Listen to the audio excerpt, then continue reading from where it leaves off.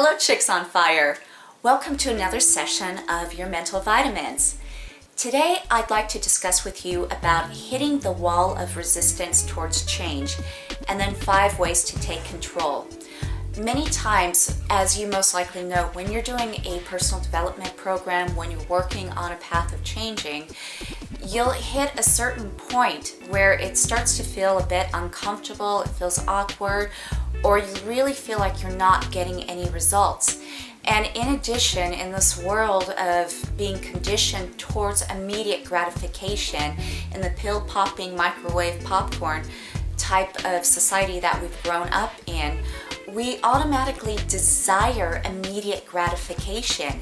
And remember, I spoke to you before about the seeding, the sprouting, and the blooming process. It's that way with anything, whether it be in career, whether it be in personal growth, in changing of habits, in developing a relationship, anything. And one of the signs of reaching to that breakthrough point is when you reach this point of feeling really uncomfortable and feeling like you just want to turn around and run, or you just don't feel like following the program. Because there's this fear that comes in, and we have this inner self, our critical self, who suddenly is afraid of the changes. So all of these crazy excuses, like the crazy monster or the crazy gremlin kind of chatting in our ear going, oh, this is bad, this isn't good, you got to turn around and run. So that's been the resistance that causes you to stop working on a program. So the whole key then is to catch yourself when you start feeling that resistance, when you start feeling that that discomfort or dissatisfaction or wanting to rebel. So here's 5 ways to take control of that. Number 1 is, first of all, avoid blaming other people and circumstances. Taking responsibility for yourself is the first step in taking control. Number 2, focus on what you can do as opposed to what you can't. Picking apart a problem may feel therapeutic, but it doesn't put you in the driver's seat. So once again, when you're working towards change, really focus on the stuff that you can't do.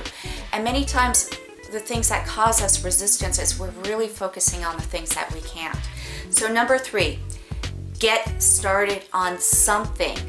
Creating momentum will move you onto other better things. So once again, number 3, get started on something.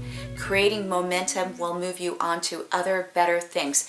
So even if you can just take a little tiny portion of the program, do something that you're really comfortable doing.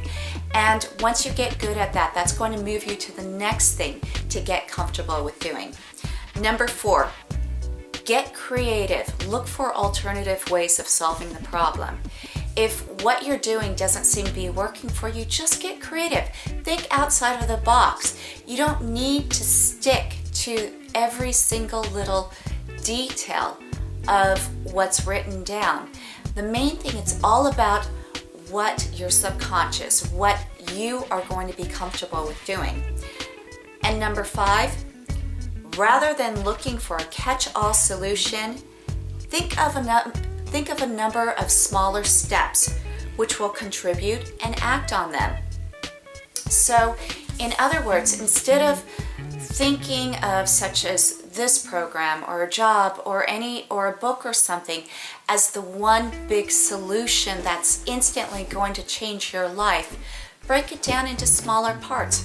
Remember that change is a process. Change takes time. And the best way to make something successful is when you break it up into smaller pieces and you go with it bit by bit and by bit. And the more that you break it down and small chunk it, the better your results are going to be. So also reminder, make sure you book your appointments with me. Make sure you follow all of the assignments that I give you. If you need to small chunk it, please do small chunk it. Do what makes you feel comfortable. And if there's anything that makes you feel uncomfortable, then make sure you speak to me about it and we'll work through it. Do your brain questionnaire. And until we speak again, take care.